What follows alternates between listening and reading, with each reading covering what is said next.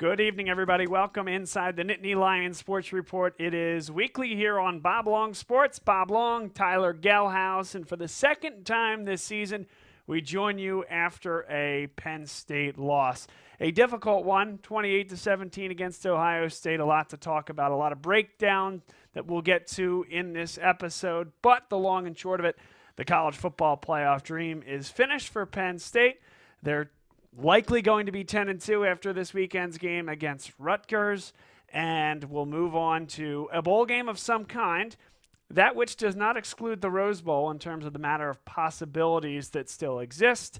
A Wisconsin win this weekend over Minnesota, and then an ensuing Ohio State win over Wisconsin in the Big Ten Championship would in all likelihood send Penn State to the Rose Bowl.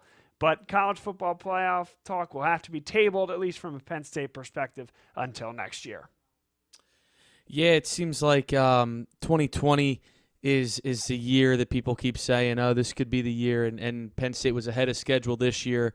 A lot of people had them tabbed for 8-4, 9-3. Looks like unless some crazy unforeseen circumstances, they will go 10-2 on the season, which is nothing to be upset about, slouch about. It's a very good year. I mean, most people will take that for their program, depending on who their program is, pretty much every year. For Penn State fans, it's a little frustrating because of the way that they got there, starting off 8-0, and then it seems like since that Minnesota game, they just haven't played their best football.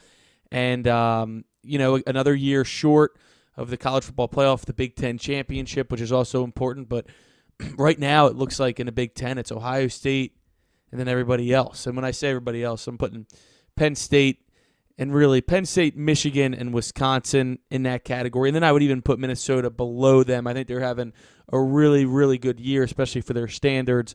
But as the Big Ten has been the last couple of years, it's really been Wisconsin, Michigan, and Penn State all trying to get up to Ohio State's level. And really, I do think Penn State is the closest to doing that. They've given Ohio State the best games that they've played in the Big Ten the last 4 years. But, it doesn't matter. Like James Franklin said today, no moral victories. The fan base doesn't accept moral victories. But some good things happened from that game, especially in the second half there, the third quarter. It was good to see them fight, not give up, force some turnovers. But at the end of the day, they fell short, which many people expected, including us. Yes, the Ohio State Buckeyes appear to be the class of the Big Ten, and we have our own version of class of whatever competition, class of their conference, class of, in this case, the guest pickers this evening. Rob Kelly, Maura Long, both 6-0 in their earlier guest picker appearances. So how do we settle this? A guest picker showdown. And we're looking forward to that in the second half of the show. We have 6 games for them to pick. Same format as we've had all year, and I think a good end to the season for us here, Tyler. Yeah, and you couldn't pick a better weekend, rivalry weekend across the board. I always have trouble saying that one. We have the Iron Bowl.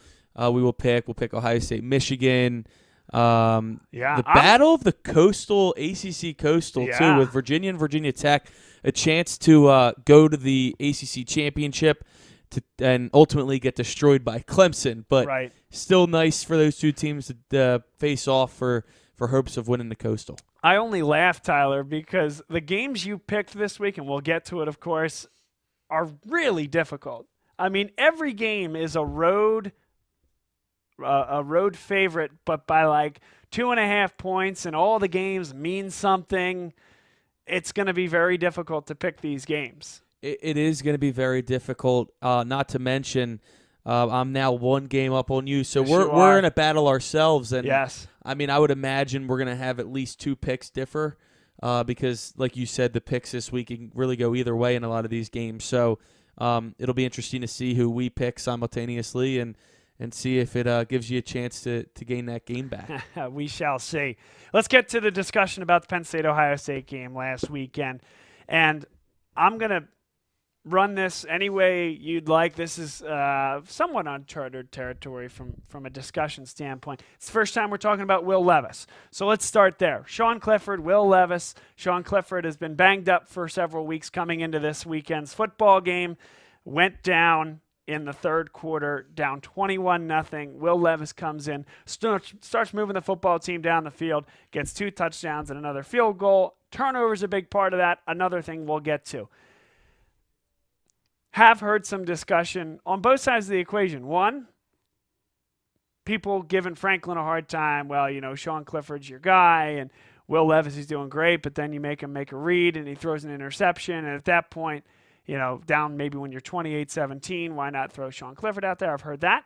And then I've heard, well, you got to keep riding the Levis. Why didn't you run the ball leading into that spot? So let's back up and talk about the difference between when Sean Clifford's on the field and Will Levis is on the field. When Sean Clifford is on the field, the playbook is open. He's a redshirt sophomore. He has another year of experience, and he has 10 games of experience coming into this football game. And what he is able to do is a lot different than Will Levis. And the trust that Ricky Ronnie has to have him go through multiple progressions. Remember, we had the whiteboard session earlier in the year when we talked about how he was only seeing one side of the field. That has improved. That isn't necessarily his expertise yet. Will Levis, on the other hand, is a battering ram, strong runner, moves the pile forward, good read option type guy, and he was able to move downhill, which is great. However, when he throws the football, and even the good throws that he made, that was his first and only read. Some of them were jammed into spots where they shouldn't have been jammed into. And then, of course, the interception, the way I saw it, Tyler, he makes a decision before the ball's even snapped, decides he's going there, throws it to a receiver who isn't even really broken off his route yet, and throws it into a grouping of 3 Ohio State tight ends. So, yes, Will Levis played great, can give you a spark. He's a long way from being the starting quarterback of this football team. I'm okay with opening up the competition again next year. But what I don't want the takeaway to be is, well, hey, Will Levis, Sean Clifford, I don't know, Levis succeeded. Yeah. Going into this week, though, it sounds like it might be 50-50 on who the starter is it's Levis because of injury. Clifford didn't go back into the game because he wasn't 100%, and I guess they thought that 100% Levis was better than whatever the percent was on Clifford. Clifford wasn't really moving the ball that well, and neither was the offense, and that's a whole nother discussion. We can also discuss that now. But it was very interesting to me that a couple things stood out about Levis was, one, his physical running style. A lot of people probably thought immediately, Tommy Stevens, pretty much the same type of player. Strong arm, the one throw that he fit into KJ Hamler. The guy's got a bullet. Good size, strong arm. It's also important to note that the defense set him up remarkably well with turnovers, and that's kind of what sparked the comeback. Levis, obviously the first drive that he led down, Clifford got hurt on the bounce pass, I call it. It's the second time that's happened this year when drops the snap, bounces right to him, chucks it first down. That pretty much put him at the 50, or just on the other side in Ohio State territory. And from there, it was Levis and Brown really stealing the show on the ground. And to me, it was a little frustrating because I couldn't figure out for the life of me why they waited for Levis to be put in the game because of injury to Clifford to start running the ball. Journey Brown ran the ball very, very well the other day in Columbus. Right. And, I don't know why that wasn't part of the game plan early on. But ever since Levis went in, they were running the ball. And it opened up some things. Obviously, I talked about the turnovers. But the one read that he did make was a bad read. And if you watch the replay, he could have gone to Dotson on the right, Hamler on the left. If he throws that to Hamler, he's on one-on-one, and the guy was like about 10 yards off of him, not even looking at him, and he was running an out. He catches that. He only has to make one move on him, and he's in for a touchdown. Yeah, and even if not, you're down to the 2. Right. He would have been able to do something with that. You get you move the sticks. You keep. That was frustrating. It was almost, but that's expected, though. Right. Yeah. But the thing that really drove me nuts was, and I get that Levis is not running the first team reps really much at all during the week, but the fact that there were multiple snap, fumbles and miscommunications when he's walking up to Menet, getting ready to change a play or whatever, and he's snapping it. Look, I know you're on the road. I know it's your first time really playing in meaningful football, and it's in a hostile environment. But that stuff, I can take it happening once, but it happened like 3 or 4 times. And they got lucky with it, to be honest with you, that it didn't really cost them too much. Yep. No, I am with you 100% there. I just think you're in a tough environment and the toughest against maybe the toughest team in the country, the number 1 ranked team in the country now. And you got a quarterback that really shouldn't be out there. And let's call it what it is. And then the only counter I'd have to your point about the rushing game is Journey Brown looks a lot better and the rushing game is a lot more successful when the threat is either Journey Brown bouncing to the outside or 235 coming right down the throat. Sean Clifford didn't offer that as something for the defense to pay attention to. So if you're handing that ball off to Journey Brown, it feels a little different. You're talking about spread option pass for Clifford coming out of the shotgun versus Will Levis. It's read option run, and now it's more about gap control. Sure. That makes it difficult to stop Journey Brown when he bounces to the outside. Sure. Yeah, and I mean, Clifford definitely didn't play that great of a game either. And I don't think he always makes the right read, whether to hand it off or for Clifford to keep it and run or even throw. One thing that's interesting to me is the game plan, obviously, is to get Freiermuth and Hamler the ball as much as possible. Obviously, throughout the year, it appears that Clifford's been keying in on those guys. I mean, all you have to do is look at the statistics. And obviously, today there was some news on Justin Shorter entering the transfer portal. So what this means... number 6, redshirt freshman, highly touted receiver, top 10 recruit last year, redshirted but played in 4 games last year, entered the transfer portal today as James Franklin had his press conference. The timing certainly wasn't good, and this isn't the first time we've seen a Penn State player enter the transfer portal. Some of those players that have entered over the offseason came back. Lamont Wade, who had a stellar game against the Buckeyes, and Cam Sullivan-Brown, who's out with an injury this year. It doesn't mean because you enter, that doesn't mean you're leaving. But this definitely isn't a good look for a couple of reasons. Because of how highly touted he was coming out of high school. He's still a young prospect, but he hasn't really played up to the bill so far of that 5-star, number 1 receiver recruit, all that. So it'll be interesting to see how it plays out. It doesn't mean he's leaving. Now, I don't know what it means if he's practicing or if he's playing this week. That's all by James Franklin and the staff and what they want to do. But he's still technically on the team until he's actually transferred. And, again, he still might not transfer, but something to think about because, we did the blitz on the X-receiver, which Shorter is, and how it's really been missing from the Penn State offense this year, whether it's Shorter, Jacena, or George. So I think it's pretty interesting that now we're having this conversation because of the lack of production from the X receiver position this year, and this is a guy I don't think they can afford to lose because I think he could end up being a really good player for him. So hopefully it all works out, but something to definitely pay attention to. Yeah, that's a big set of news coming out here today, without a doubt, that Justin Shorter heads to the transfer portal. And what was a young core coming back, now we have questions about Pat Freiermuth, about KJ Hamler, and about Justin Shorter. And that really changes the equation from a skill position perspective for next year for Penn State. And that's what, to me, gets so frustrating because, everybody says 2020 could be the year, but you never know which guys are going to transfer.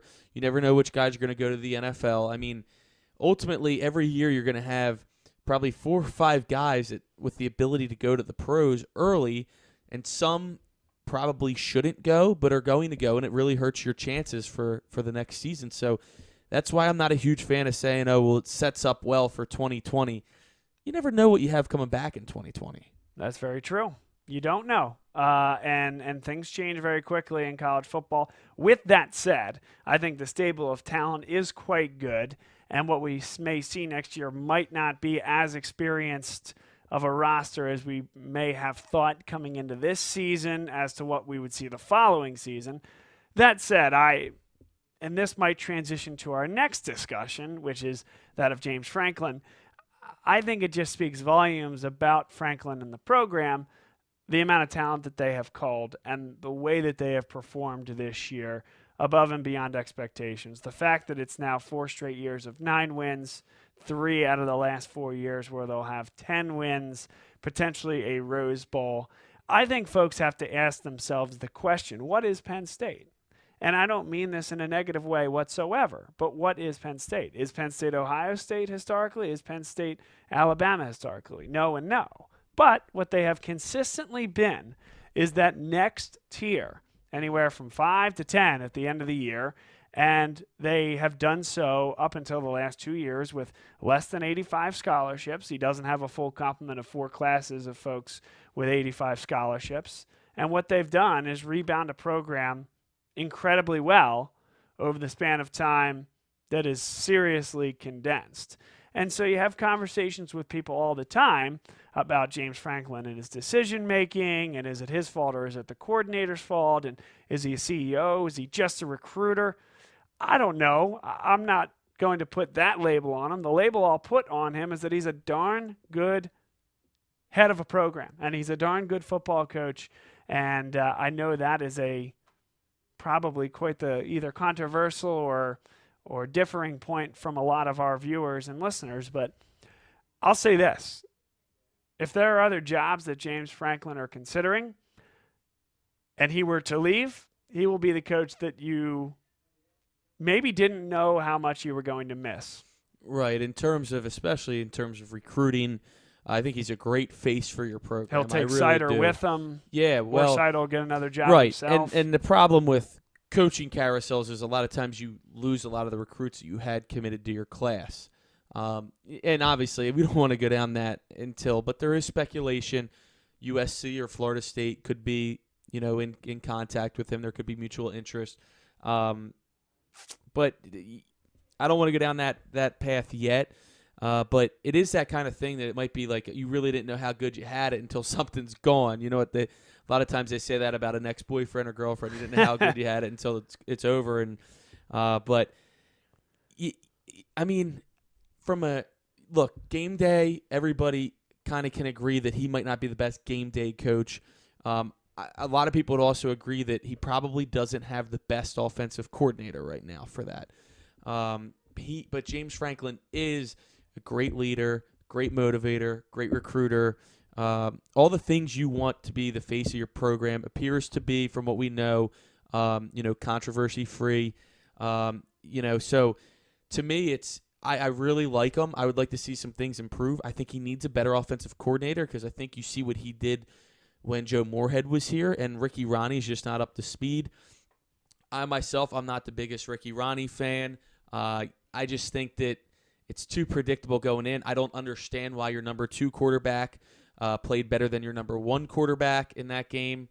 I'm not sure how much of an improvement Sean Clifford has made. Listen, he's had a very, very good season for a redshirt sophomore quarterback, but I would have liked to see more improvement, specifically getting with his reads. We talked about his reads a while ago as well in the blitz, and he did make an adjustment, but it seems like the last couple weeks here, he's still just keen in on a couple guys and then takes off. Very good runner, underrated runner for sure, but I just don't have faith in Ricky Ronnie that he is the coach that you want to get to this next category that we're talking about, to the top tier. Yeah, I can answer the question about why the backup quarterback played better than the starter, and it's because they kept the playbook, so simple. They ran essentially the same look every single time, read option or quarterback draw, and that's not something that Clifford had at his disposal, right. It's just not. And I think you do need to run complex plays, and I think that if Will Levis had to start the game and they came out that way, Ohio State, here's what it is. Ohio State wasn't prepared for Will Levis. So you'll see a guy like Levis have limited success early because Ohio State has no idea or no thought that that's coming, hadn't prepared, and they make an in-game adjustment. If Will had started the game, that wouldn't have lasted more than a quarter and a half. Right, but it's not – I agree with that, but it's not like Clifford can't run, and it just seemed to me that running wasn't even for the most part, wasn't part of their strategy early on. And I thought, I think Noah Cain played 11 total plays and had 1 carry. But what does that tell you? I mean, he's their top guy. He might not be 100%. And I know I think Journey that Brown's probably the top guy right now. I mean, I think they kind of go 1A, 1B. But not so 1A that Noah Kane gets one carry if he's 100%. Right. But, again, I'm talking about Clifford's reads. Some of the ones that he held on to or through should have been runs to the running back. I mean, if you look at the read, that is I'm with you. Are we talking about Ronnie or are we talking about Clifford? To me, it seems like he's made misreads more often than not, and I just don't know why there's not adjustments being made. I mean, I don't know if it's Clifford, I don't know if it's Ronnie, but a lot of times on a young quarterback, it's the same thing happening over and over again, which makes me wonder, is it not being coached? Yeah. I don't know. You know Football's what I mean? hard. It is, but bullets are flying. It is, and it happens very fast. But I just don't think. I mean, we want Penn State to be in that top tier. They're really not that far away. I mean, they are right on the border of getting into that. And we talked about it earlier too this year that sometimes Ronnie's been very good, sometimes not so good, specifically in the red zone. I just think that they're very close. And I just don't know if I have faith in him, and I'm not sure if the majority of the fans have faith that he is the guy to get them to the next level. Interesting though, I do want to touch on this. When Penn State had the ball going in to tie the game at 21 in the third quarter, that play to me looked like the same play that they got down to the 2-yard line against Minnesota. That was called back for a penalty. This one, though, went right through the hands of Journey Brown. I think it would have been a touchdown, would have tied the game. But the play definitely looked familiar. I like the play. That's the thing, and I'm not sure. A lot of it is execution. There were a good amount of drops the other day. Yep. But I just don't. I feel like that game the plays were called so tightly to his chest. I don't know why just not go out there, let it fly a little bit. I mean, when's the last time Clifford threw a deep ball? Michigan. You know what I mean? Or the interception at Minnesota. Right. So, and I don't know. I got you. I get it. Get it off the chest. I just think that Ohio State makes it really difficult, and we can't undersell that. How good that team is and how difficult it is to beat them and how well Penn State played and that they gave themselves a shot in the fourth quarter. They did, but they had 260 total yards of offense. Penn State not going to cut it. I didn't understand at all why, for the most part on 3rd and long, they were leaving Fries out one-on-one with Young or Walker. A lot of times no chip. There was no chip from a running back. Can't understand it. I mean, he's the best player in college football. I don't care how good you are as a tackle in college. You're not going to be able to stop that. I'm with you. I'm also not sure why they didn't go 12 personnel at all, which we talked about. Yep. We thought they'd be going double tights a lot. It didn't happen more than 10 times where they went Bowers and Freiermuth. Why? I don't know. Now, look, we're not football coaches, but we know the game pretty well.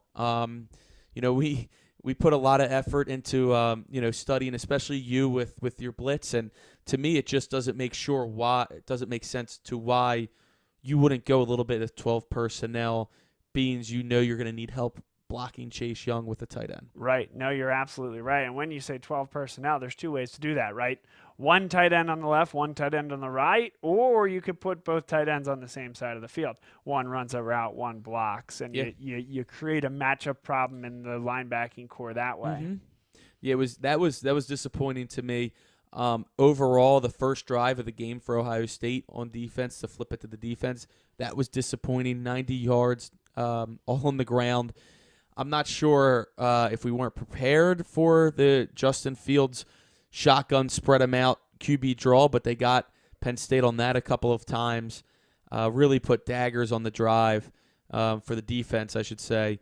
And but the defense clamped down big time. I mean, the game could have been out of hand if it wasn't for the Lamont Wade, his first strip fumble, Fields going into the end zone, turnover. I mean, the defense really gave them life after that. The offense, and it's funny because the last couple, from the beginning of the season, we were saying the defense should be able to keep them in every game. We changed that. At least I changed my narrative a little bit the last couple of weeks after seeing how the defense has played, and they were really up to the occasion and kept them into the game. The offense had the chance to win that game. They did. How close it you know what I mean? Like everything would have needed to have gone Right. right. Journey Brown needs to catch that ball, walk into the end zone. Yep.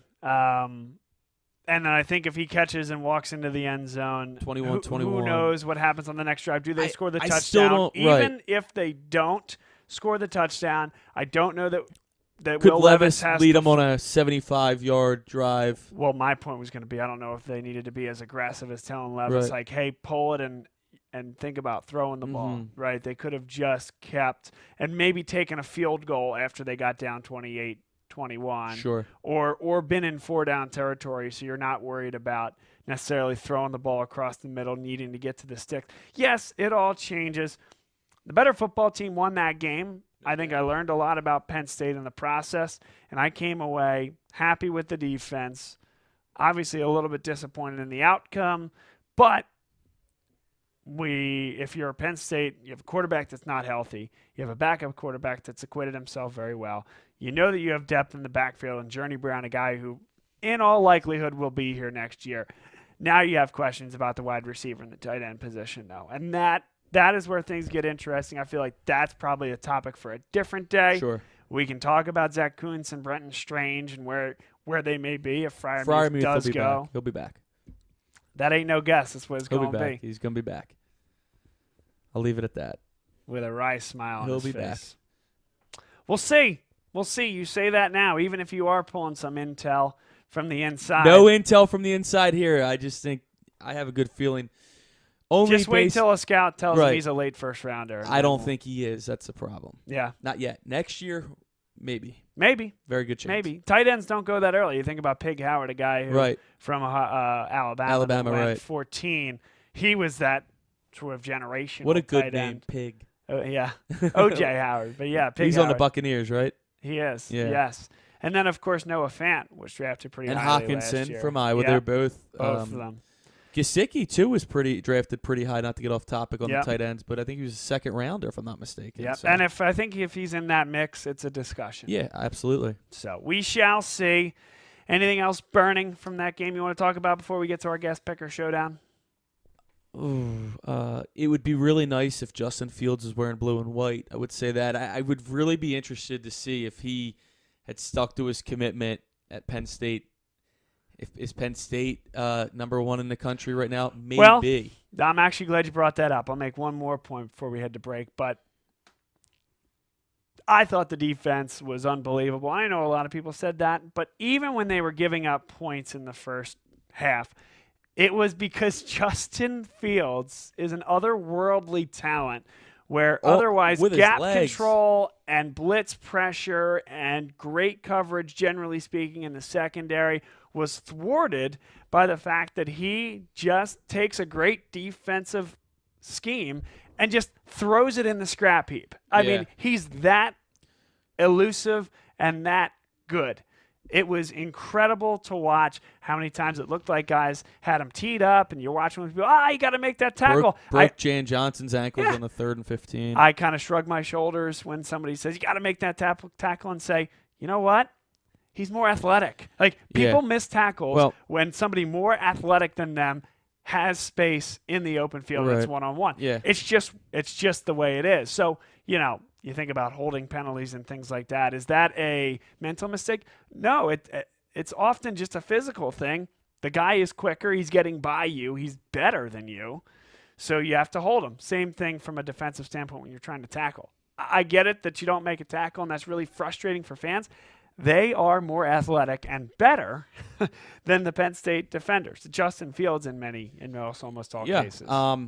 You're totally right. It would have been. It's kind of the fallacy around football, and the craziest part is, if he wasn't granted eligibility this year, which is a very controversial subject within itself. Yep. They're probably throwing Tate Martell out there, who would not have transferred to Miami because he would have been in line to be the starter. I'll throw it out there. Penn State wins the game. Oh, my gosh. Penn State wins the game. Justin Fields was that important. Ohio State probably isn't even.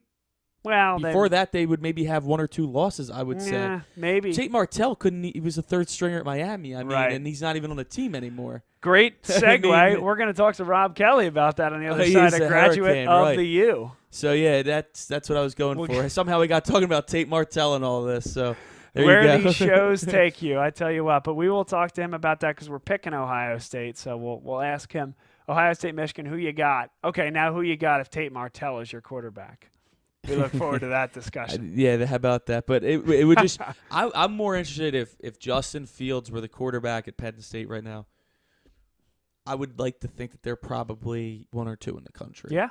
And that's sure. Why that's not? really the difference right now. And Clifford, like I said, is playing very good football, but this guy's on another level. I mean, the only thing I'll say is I take the receiving core of Ohio State over that of Penn State as well. Yeah. Probably the defensive line and the secondary, not the linebackers. Right. How about that? I think the offensive lines are pretty equal, to be honest with you. I'll give you that. J.K. Dobbins, phenomenal talent at running back, but Penn State's got a good stable of running backs as well. Yeah, J.K., I would call him a tier above at the moment, but not that Journey Brown can't be that next year. Clifford does have nice weapons, and, Freiermuth is obviously one of the best at the position. So definitely Ohio State has more talent. James Franklin even said today, we are still closing the gap. Yep. They and still he's right. believe it. They don't have the full 85 scholarship. They went back from 65 just 2 years ago. So they haven't had 4 years to recruit full classes yet. And I think a lot of the problem with that, Bob, is that win in 2016 and then winning the Big Ten kind of pushed everything ahead, raised the accelerated bar. The whole process, if you will, raised the bar, and it was like the new norm. But really, it was like they caught lightning in a bottle. I mean, you had Saquon Barkley have an All-American season. Everything went right down the stretch. Yep.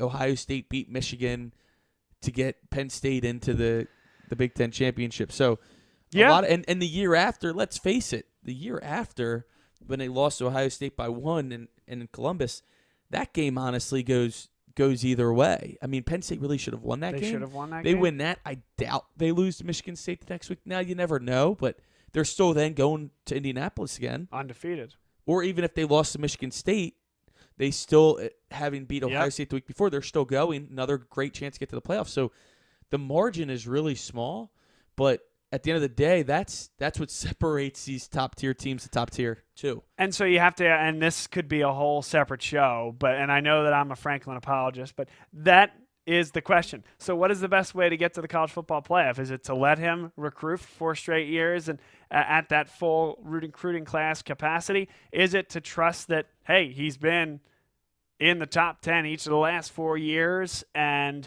prior to that it was, certainly for many reasons not at that level, but you go back to the mid-2000s, Paterno and his crew couldn't win more than 6 games. Is it to just reload and give Franklin some more resources and increase the pay he can give his assistants and maybe get a new assistant? Or is it to start over? Or is it to run Franklin out of town and bring somebody else in here? Who is it? That's the first thing. And then what is the kind of the grace period? How long does it take to regroup? Because I don't think you need to regroup. I think you got your coach here. Don't run him out of town. Yeah, I don't foresee Franklin getting run out of town. Definitely not this year. I mean, run out of town as in he could leave for another job, but if you treated him, if none of this was going on, and I'm not saying he's thinking about leaving because of fan pressure or fan. You're going to get that solely. You're going to get that anywhere. I know you're going to get that anywhere, but you need to conduct yourself as a fan base in a slightly different way, and I think the administration needs to step up for him. I would totally agree with that as well. The issue is, what was I going to say about? If you go to another coach, you don't know what you're going to be getting and how he's going to use the current players. Are you now rebuilding again, implementing a new system, etc.? I'll leave this for you. There's maybe 3 coaches I'd rather have over James right now. Franklin. I would say, and I would like to hear yours too. I would definitely say Matt Rule. I love Matt Rule. Okay, I'm not saying not definitely. You know what though? I'm not. I guess I was saying more of likely candidates. I'm not going to say Nick Saban, a Dabo Swinney, even a Ryan Day, Kirby Smart. I would say like a likely candidate that I think could fulfill what Franklin's done. That's kind of what I was going with that. Fair enough. Nobody. I was going to say a Matt Rule potentially.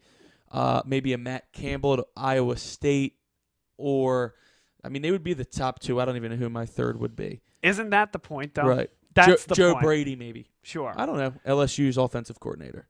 And I'd rather keep James Franklin. I just think, well, if you think about it, too, Penn State's going to beat Rutgers on Saturday. I don't care if it's Sean Clifford, Will Levis, Michael Johnson Jr., Taquan Roberson, Michael Schuster. I don't care who's playing quarterback on Saturday. They're going to beat Rutgers.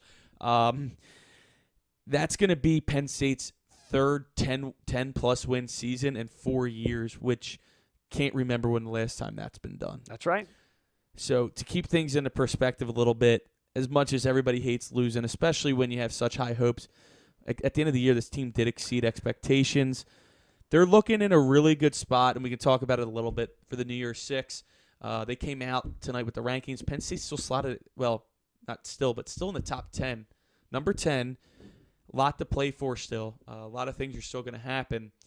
They're ahead of Florida, which is very intriguing because there's a chance they're going to be fighting with Florida for the final spot in the New Year's Six, which could land Penn State potentially in the Rose Bowl or even the Orange Bowl.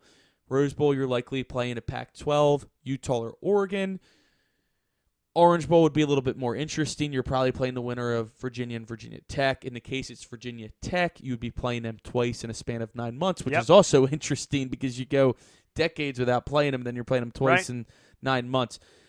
So essentially your rooting guide for a New Year's Six is Minnesota to lose to Wisconsin, which is definitely possible. That's for the Big Ten West. You would need Ohio State to then win the Big Ten over the West winner, which is really possible. And that's pretty much it in terms for getting to a New Year's Six, which would also be the third time in 4 years. Yep, agreed.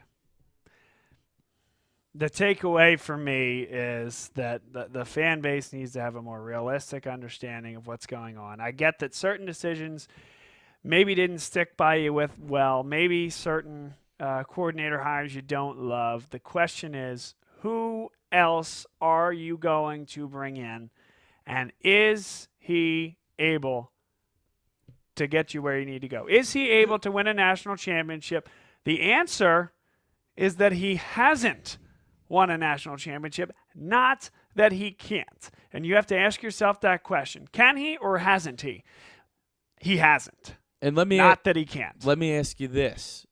If James Franklin, leaves for Florida State, USC, if he does, you're Penn State, give me three coaches. I gave you two. I can't think of a third right now, but who would be on your ideal, this guy can at least pick up what he left? Yeah, are you asking me or just the you? Oh, I don't have anybody. You're saying who would I rather take? No. If Franklin leaves for another job, who are your three top candidates? I don't think Matt Rule's taking the job. I think his next job is an NFL job. I've heard that too. Even though he is a Penn Stater and a state yeah, college. I mean, Campbell is the next sort of hot ticket guy, right? Without a doubt. I think that guy at Memphis is kind of hot right now, Norvell. But I mean, again, I'd rather not even talk about it right now, to be honest. Hopefully we don't have to, but it's an interesting topic. But I'm not too worried about him leaving. But you're right, he could feel run out by the fans, which I don't think is very fair. I do think it is fair though that they are frustrated with some of the calls on offense, and I think that Franklin's gonna have a tough decision to make. I mean, he's not afraid to fire coaches. Very loyal. But he did fire John Donovan a couple years ago, which turned out to be the best decision he's made since coming to Penn State and hiring Joe Moorhead. So he knows what he has, and as close as he is and loyal as he is to Ricky Ronnie, if he feels that somebody else is better for the job and for where this program needs to go, he's going to make the move. Let's take a break. We'll come back on the other side. It is the guest picker showdown here this evening. Maura Long, Rob Kelly sitting in the green room ready to come in, make their picks. We're excited to do it. You're watching the Nittany Lion Sports Report. Dunphy Ford is Mayfair's neighborhood Ford store. Nobody knows your neighborhood like Dunphy Ford. Nearly 40 years. Right here on Frankfort Avenue. Generation after generation. Our neighbors continue to be our customers. We have access to the cars and trucks you want with financing you need. Dunphy Ford is Northeast Philly's first choice for America's #1 brand. 7700 Frankfort Avenue in Mayfair. Online at www.dunphyford.com. Come experience the Dunphy difference. You'll be glad you did. All right, welcome back, everybody. It is the Nittany Lion Sports Report here on Bob Long Sports. Bob Long, Rob Kelly, Maura Long. There is the view of our competitors looking dead into the camera. There we are. And here we are, everybody. As promised. As promised. This is the tail end of the guest picker sweepstakes, and both of you guys went 6-0. Yes. So, very impressive. Rob Kelly, captain of the Bush League Open Championships. And then, of course, Maura Long, my wife. Captain of Ruffs Golf Club. Captain of Ruffs. The boss. That's right. That's it. So we're happy to have the both of you guys here. What's it mean? What's it mean? We'll start with you, Maura. What's it mean to be here in the finals? It's a real shocker to me, Bob, because you pulled me in as a random fill-in for one of your other guests and didn't give me much time to think about it. So I feel incredibly lucky to be here and be competing against somebody with the knowledge base as Rob has. And, just going to try to do our best here. Yeah, well, you did a great job. And as we mentioned to you preseason, you had a red shirt. We were hoping not to burn it. But we had an injury. Somebody couldn't get to the studio. Burn the red shirt. And we had to burn the red shirt. So, Rob, Bush League Open Championship captain, and you represented the team well with your picks. Yeah, man, it was a better showing than we had at the Cup. But, no, it's good to be here, Bob. Obviously, we've been good friends for a while and been a fan of Bob Long Sports. This year was my first year picking, so I couldn't be more proud and excited to be here. Well, let's do it. We're going to go back to our first take looking thing where everybody's sitting in a different room. We got one camera on each of you guys. And what we're going to have you do is I'm going to give you a game. You're going to write it out in big letters on the pads that I've given you. And all at once, you're going to turn it around. Tyler's giving points, putting Tyler. people on mute at the bottom. That's right.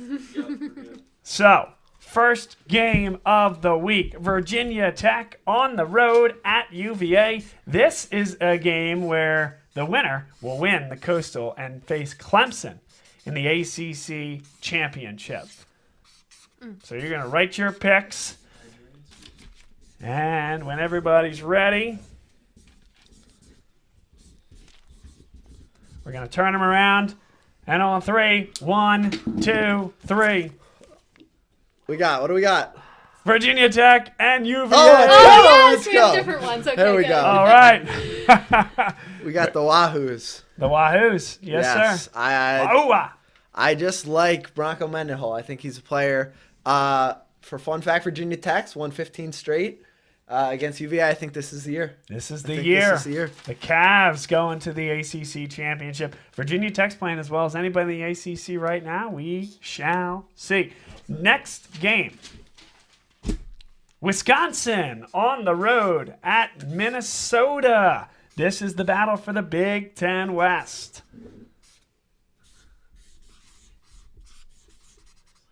Deliberating. It's like Jeopardy. Deliberating. I'm ready. Hey, everybody, they're ready.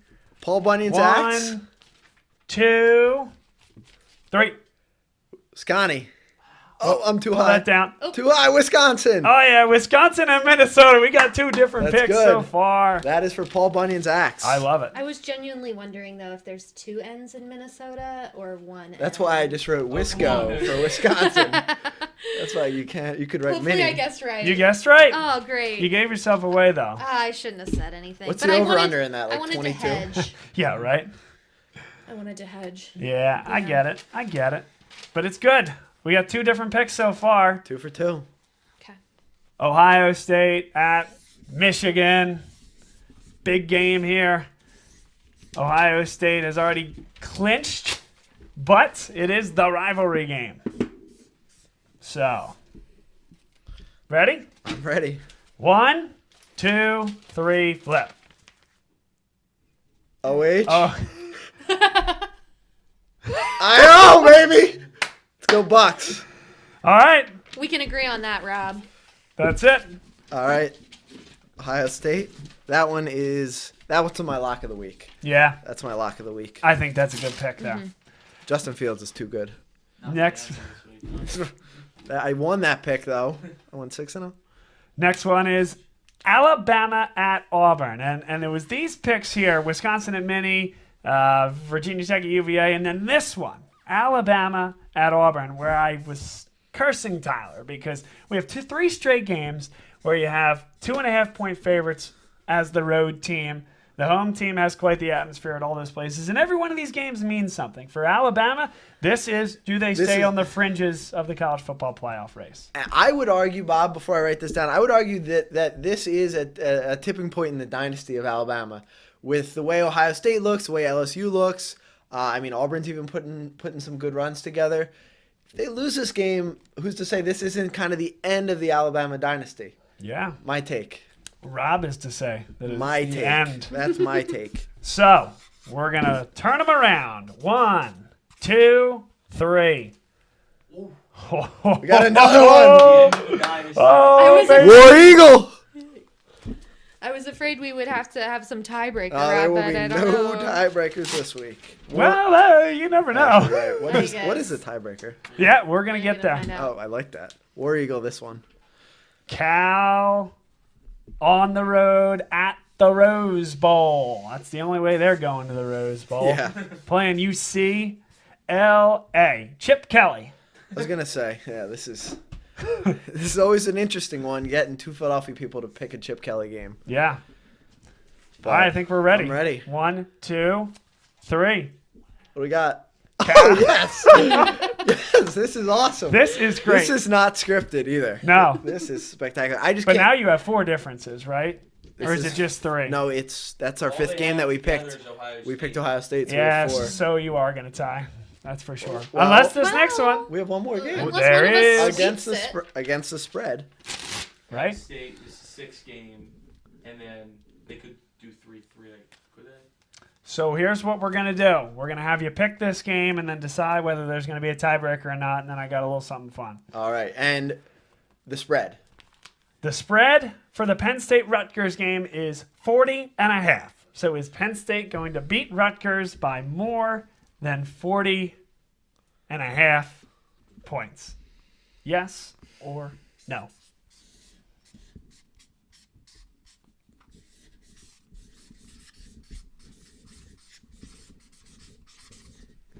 All right, on 3. 1, 2, 3. We got the Exit 7 Warriors. Oh, Rutgers. baby. There it is. Oh, wow, we need a tiebreaker now. So, That is No cover, right? no cover. we are saying no cover. Rutgers cover. Rutgers are going to cover. Yeah. Yeah, 40 points. I think Franklin pulls the turns off the gas. Rutgers stays in it. 46-7. 46-7. Heard it. Barely don't cover. You heard Yeah. it here first. Vegas is good, but So, yes. what do you think, Tyler? Do we just have him pick the score like that as the tiebreak, or do we give him another game until they miss a game? I like that. Yeah, because Rob just told I me just the gave score. you the score. That is gave you definitively what the definitively score the will score. be. Go Yes. All right, Yeah. so- Okay. Throw in like a D3 playoff or something. How about this? Who does Villanova Villanova is playing somebody, Southeastern Louisiana or something like that. Can we get a little background on those two? Yeah, of course. One's on the main Dynasties? line and the other one's in the south. All right, here's what we got. Here's what we got, people. Villanova is playing Southeastern Louisiana. Nova at 8-3. Southeastern Louisiana at 7-4. Good match. Villanova was the higher ranked team, but for one reason or another, the selection committee chose to send them down to Southeastern Louisiana. That is a 4 o'clock kickoff on Saturday. Again, this only counts if you guys are If we tie. tied If we after tie. the 6th games. Yes. My pick So- is written. So Southeastern Louisiana or Villanova. All of that information you gave me is not helpful for Good. this. Wonderful. 1, 2, 3. Tap the rock. Ah. We're going with the Cats. All right. I have some good friends who coach at Villanova. 2 of my old roommates are coaching there. 3 of them, actually. So that one's for you guys. All right. Inside information. How about the Egg Bowl? Ooh. Let's do it. Mississippi State against Ole Miss. Let's do this with the spread. You want the Let's spread? do it with the spread. Big money guy. What is the spread? Anybody know? Anybody know? Who's home? I think it's Mississippi State. They're probably like This is good TV here. This This is live. This is brilliant. We're doing it live. I'll write it and we'll do it live. All righty. The Egg Bowl. The Rebels 4-7 on the year, 2-5 in the SEC. The Bulldogs 5-6 and 2-5 on the season. Mississippi State is home and a 2.5-point favorite. So we're going to go against the spread. Who's going to win? Is I'm sorry, what's Mississippi the spread? State going to win by more than 2.5 points?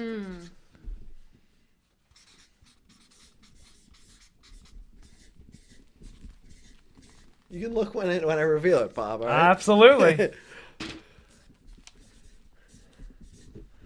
All right. What do we got? On 3. 1, 2, 3. More cowbell. Oh, look at that. Another one. Mississippi State. This is brilliant. Only if there's a tie after regulation. Yeah. Correct. Can you look up some more games, Tyler? Give while us we're a doing hard this? one. I'm happy to pick whatever. Oh, Rob wait. How doesn't about Notre Dame want. Stanford? Oh, yes. Oh. Yeah. With the spread. With the spread. Yeah. What is the spread? We're going to find that out. As a proud Notre Dame fan. It's probably, I would say 15. Yeah.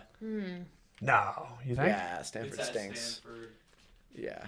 You sure about that? I would say 14 and a half. That's what I would think too. All right. 14 and a half to 17. We got Notre Dame There it at is. Stanford. Notre Dame is a 16.5-point favorite. Pretty good. Stanford ranked? No. Stanford is not. They're struggling this year. 4-7. They're smart, though.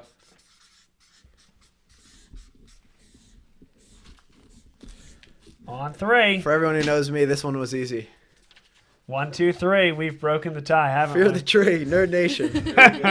All right. There you go, That's guys. it.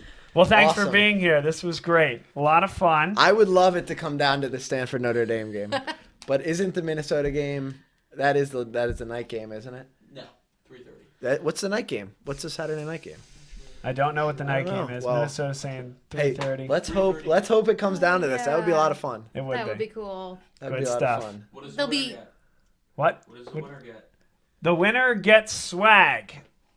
The winner gets some sort of swag. Coming from you, Bob, that means a lot. The king of swag right here. Thank you very Yes. much. Yes. Thank you very much. To be determined. But we All right. will announce the winner. Yes. Thanks for being here. 2-6-0, folks. Yes. Hope you continue on undefeated, though that's impossible with 4 different picks. Yeah. But thank you. Ruff's you all. representative, de facto Bush League representative for sure. Vice versa. Yeah, right. Bush League representative, de facto Ruff's I got left representative. out of the LaSalle Explorer magazine when the Bush League got our article about us, so Oh, no. I'll be de facto. All right, Again. everybody's de facto. Yeah. Well, we'll see you guys in May. Yes. Stay tuned to all our content coming up about Bush League against Ruffs in the Cup 2020. We're probably going to talk about some courses if we have some time after we're done here, and maybe charities and all that good stuff. For sure. We'll have a lot more coming out about that. Maura Long, Rob Kelly. We'll see how this one goes. Stay tuned for just about a minute, and then we'll be back with more. Bob and Tyler essentially breaking our tie. We've gone all year, and we're one Love game that. apart. That's awesome. So this will be good. You're watching the Nittany Lion Sports Report.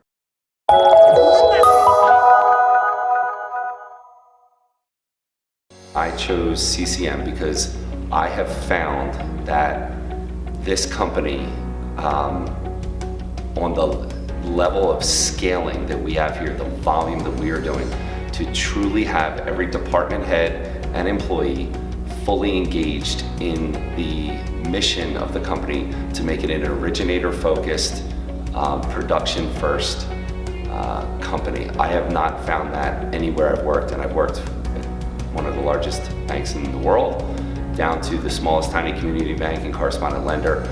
No one has been able to consistently deliver that message.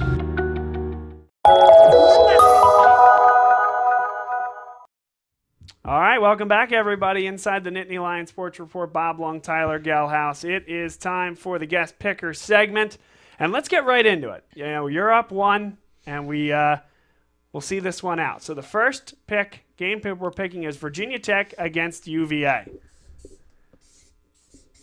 And on 3, we'll put it up there. 1, 2, 3. All right, Tyler has UVA, and I have Virginia Tech. So we have one There we difference go. already. Next one is Wisconsin on the road against Minnesota. On 3. 1, 2, 3. All right, we both got Wisconsin. So we're on pace to be potentially tied if one thing happens. All right, the next one, Ohio State and Michigan. 1, 2, 3. All right. You like the money sign? I love the money sign. I love it. You got much better handwriting than I do as well. Oh, so. wow. I've never actually heard I had nicer handwriting than anybody. Yep. I guess I'm taking my time here on the air.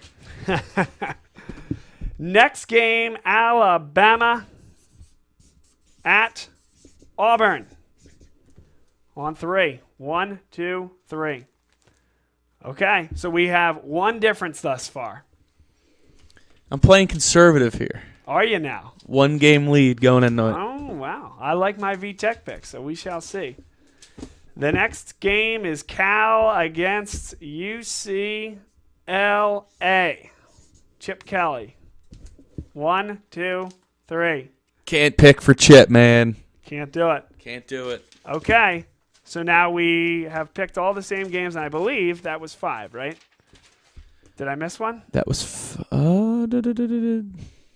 Yes. No, you didn't miss one. We did not miss one. Right. So now yeah, it's we're good. Penn State against Rutgers. Now you got me thinking. Did we miss one? No. No, we're good. Wisconsin, Ohio State, Virginia Bama, Tech. and Cal. We're got good. the right We're good. ones. So now it is Penn State against Rutgers. This is a tough one. 40.5 for the win. To decide whether we need to make additional picks. On 3. 1, 2, 3. Wow. No cover, no Yep. cover. Oh, boy. All right. And I still think Penn State's going to beat them by like 35 points. I do too. I think just because we don't know the quarterback status, or it's just kind of a, that's a large number. Yes, it is. And Ohio State was like 52-point favorites or something like that, and against Rutgers, and Rutgers easily covered that one. So the next one is Villanova in the FCS against Southeastern Louisiana. On 3, 1, 2, 3. There it is. All right, we're done. Home field advantage. We're done. I did it to end it. I knew who you were going to pick.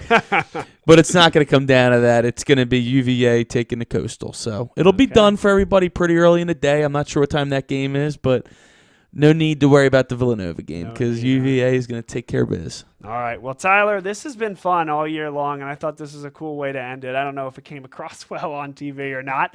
I hope the little family feud, not family feud, couples, whatever, format of doing this, I hope it was fun. Yeah, and, I think if I beat you, I should get a little Bob Long swag as well, throwing a shirt there. I think we might be able to do something. But for if you win, I don't know what I can really give you that you would want. So that's okay. Your time and services as a co-host on the show. It's been a great year. We probably should do something leading into bowl season. Yeah, a lot to cover when you get to bowl season. The first signing period will be over by then. We'll know a lot more on the coaching end. We'll know who Penn State's playing in a bowl game. We'll know where Penn State's going, all that good stuff, and a little slight preview into the 2020 season. Tyler, thank you, man. Pleasure, Bob. Always fun. To all the listeners out there, thank you very much. Continuously gaining listeners throughout the country, really, and it's a fun thing that we do here, and I'm glad that you have me a part of it. I like talking about it, and not many people like listening to me, but this gives me a platform for people to listen, so I really do enjoy it. Well, yeah, huge numbers on YouTube last week, so fantastic. Keep it up, everybody. We appreciate your support of us. Let us know how we can do better, and we'll see you guys in a couple weeks talking bowl season for the last time in the regular season. This is the Nittany Lion Sports Report here on Bob Long Sports. Tyler Gehlhaus, Bob Long. Have a great evening, everyone.